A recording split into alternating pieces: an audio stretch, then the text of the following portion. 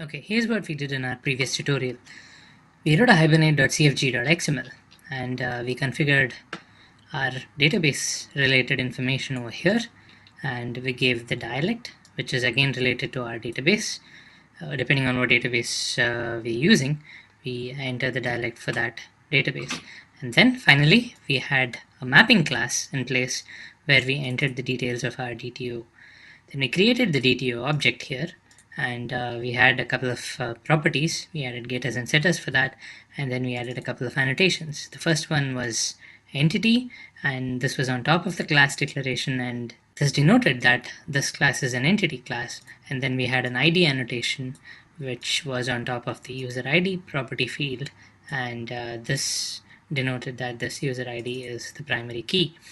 Then we wrote a class with a main method where we instantiated the user object with some default values. We gave the user ID and the username with default hard-coded values, and then we used Hibernate to save the object by using a session factory, by opening the configuration and then building a session factory.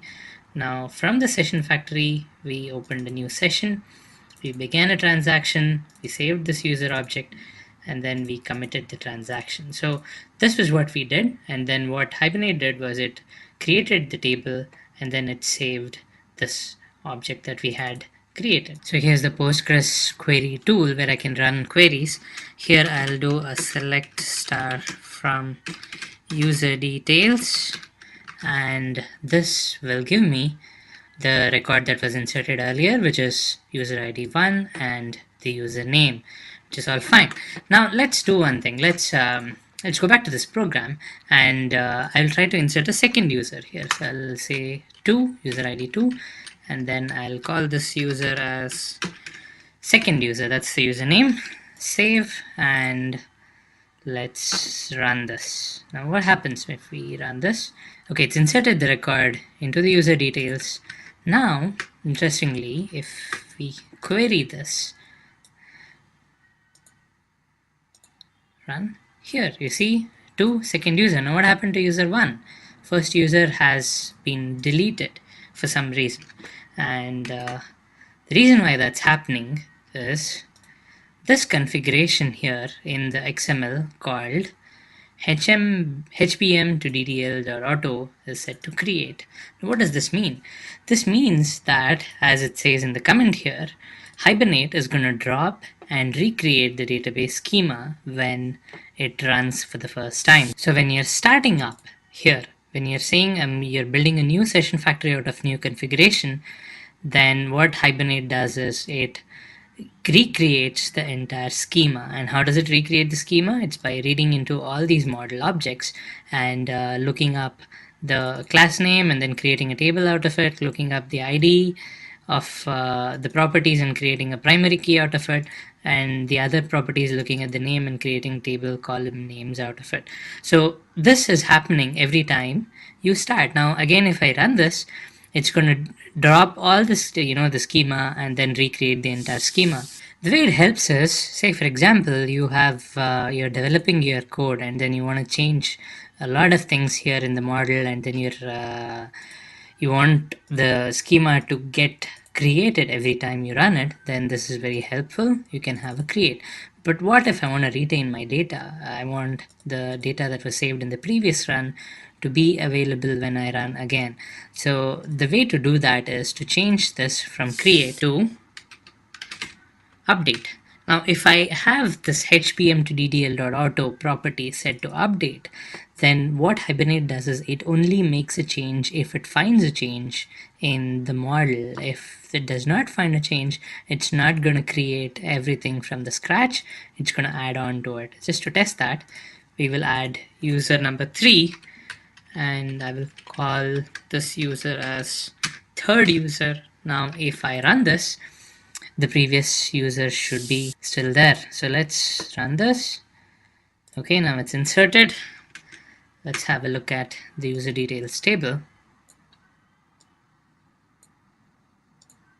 There you go, second user is available. Now third user is added. So this update makes sure that your existing schema is still there. It does not recreate the schema. and if you do want to recreate the schema, you use create here. Okay, now after that, there is one more configuration here that we can understand right away, which is this one. The property name is show underscore SQL and the value is set to true. So this is what is doing this here. It's printing out the SQL query, and if you set it to true, this will print it out to std out, which is our console here, and it's printing this value here. And if you set it to false, it's not going to display that. We can leave it as true all the way, because again, it's helpful when to see what query Hibernate comes up with when we are making changes here. Okay, now this leaves a few other configuration settings here. We're not gonna bother about that as of now. We'll learn about those configuration settings as we go.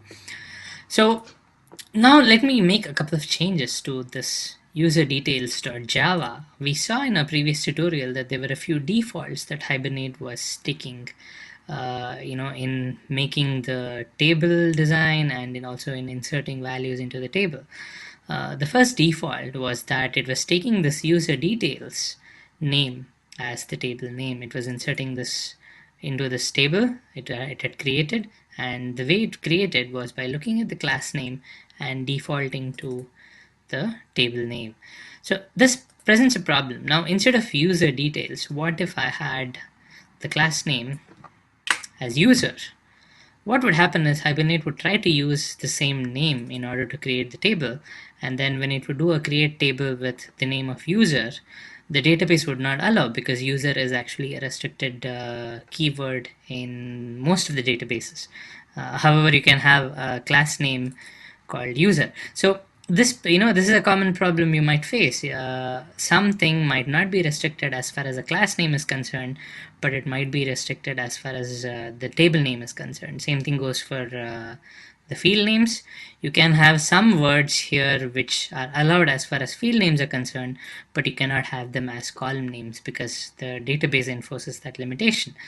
How do you deal with that?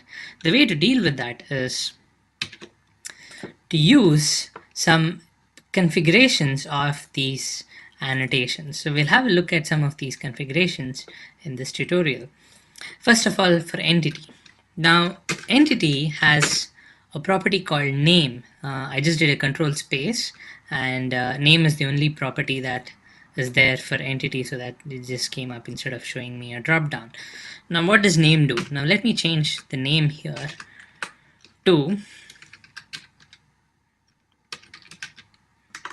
let me make it user underscore details. What's happening here is, if you pass this name property, then Hibernate will not take this class name into consideration when it's creating a table. It will create the table out of this name. So let's save this and run this one more time. There you go. You see this? Now it's inserted into user details. This is the new table name that it has created. It did not pick up the class name this time because I've given an entity name, and the entity name is what gets picked up by Hibernate as the table name itself. We can of course validate that by looking up at the schema and then doing a refresh. There you go, user details is here. Now note that it does not remove the earlier one because we have set the configuration here to update. Okay, this highlights one other consequence of having an update. If we had a create here, then what it would have done is it would have dropped the earlier schema. So this table would have gone and only this would have remained. But now since it's an update, it does not modify the existing one. It just creates whatever is new. So that makes sure that this table gets created, but this one is left out as it is. So let's drop this. We don't need this now. Okay, so now we have the user details. Now the same thing, whatever we saw for entity name applies to these column names as well. Now say I want to override a column name. Instead of this username, I want to have user underscore name. In that case, what I would do is I'll go to the top of this field and I would say at at column. Now right away it comes up with the import. Let me import this. Again, I'm importing from javax.persistence. Now at column has a few properties. Again, I do a control space. Now it has something called as a name. Now let me set the name here equals user underscore name. Now save this. Now what I'm doing is I'm saying that I'm telling Hibernate, don't use this name, instead use this name. So it's just an override of the default behavior. It's optional. If you don't specify this, it picks up the field name itself. I can change the user ID also. A user ID field already has an ID annotation, but I can add an additional annotation for column. So I can say column name equals user ID. So this is there's a couple of annotations which are operating on this user ID property. Now the first annotation tells that this user ID is a primary key, and the second annotation tells what the column name should be. So I can have multiple annotations on the same field. So let me save this. I'm going to change this to create, and I would like it to be I'd like the schema to be dropped every time, because it's helpful when you're making such major changes to the database. It might end up in errors in some cases otherwise. So now let me run this again. Java application. Okay, now see, it is inserted into the user details table. The username is the name which we have entered here, and the user ID, again, it's taken the name of the column as the name that we have entered here in the column annotation. Okay. Before we wind up this tutorial, one other handy trick is regarding the position of the annotations. Here we have positioned our annotations on top of the field itself. Here we have put it on top of this private int. Here we have put the annotation on top of private string. So we have put it on top of the field declaration. Another alternative is to put the annotations on top of the getter itself. So let's say I remove this user ID annotation, and then I place the annotation on top of the getter, and let's say I take this username annotation and place it on top of the getter of the username. Oops, I think I put it the other way around. Yeah, put this here, and then I put this here. Okay, now what I'll do is I'll change the username getter to a different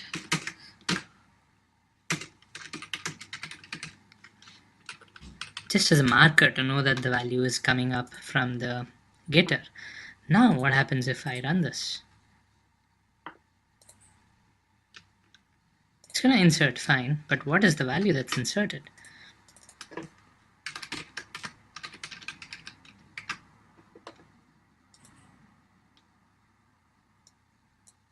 The from getter is the value that's inserted, which means that Hibernate picks up the value from the getter instead of the field value. So even though the value of the field is just third user, it's actually taking the value from the getter, which is the actual value plus the from getter string, and then it's inserting that into the table. So you can have both of these options. You can either enter the annotation on top of the field, in which case it picks up the value of the field, or you can have the annotation on top of the getter, in which case it picks up the value from the getter.